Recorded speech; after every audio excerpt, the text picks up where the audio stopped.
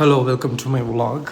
இன்றைக்கி ரொம்ப எக்ஸைட்டிங்காக இருந்துச்சு. பிகாஸ் மழை, ஒரு சைடு குளிர், ஒரு சைடு பனின்னுட்டு கோயம்புத்தூரோட 3 முகங்கள் இருந்துச்சு. இன்றைக்கி ஈவினிங் போல் ஒரு சின்ன ஒரு வெளியே ஒரு ஒர்க் இருந்துச்சு. நாங்கள் அதனால் கிளம்பி போகும்போது ராமநாதபுரம் பிரிட்ஜிலேருந்து நம்ம ஜிஹெச் போகிற ரூட்டு பார்த்திங்கன்னா அவ்வளோ அழகாக இருந்துச்சு.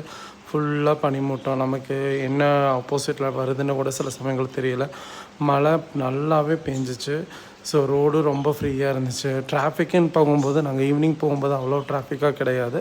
பட் ஓவரால் ஓரளவுக்கு ரொம்ப சில்லுன்னு கோயம்புத்தூரோட ஃபீலை நம்மளால் அனுபவிக்க முடிஞ்சிச்சு. பட் மழை கண்டினியூவாகவே இருந்தது தான் ஒரு பெரிய ஒரு ட்ராபேக்காக இருந்துச்சு. ஏன்னா நம்ம கமிட்மெண்ட்டை நம்ம கரெக்டாக முடிக்க முடியலை.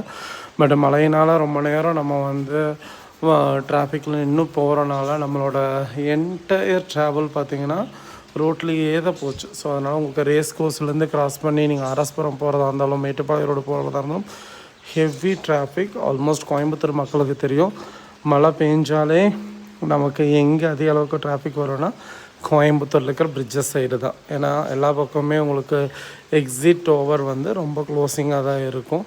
பட் இந்த மலையில் அவ்வளோ ஒரு ப்ரீஸி நம்மளை அறியாமல் நம்ம சில விஷயங்களை ஹாப்பியாக ஃபீல் பண்ணுவோம். ஸோ அந்த மாதிரி கேப்சர் பண்ணது தான் இந்த திருச்சி ரோட் சாலை. எனக்கு அவ்வளோ ஒரு ஹெல்த்தியான ஒரு விஷயம். பட் இதே சமயம் மழை யாருக்கு தான் பிடிக்காது. என்ன பிரச்சனையாக இருந்தாலும் ஒரு ட்ரிப் எடுத்துகிட்டு போகும்போது நான் தாண்டா கிங்குன்ற மாதிரி ஒரு விஷயம் நடக்கும். பட் நமக்கு ஃபேமிலியோடு போகும்போது அது கொஞ்சம் நிதானமாக ஸ்லோவாக போவோம்.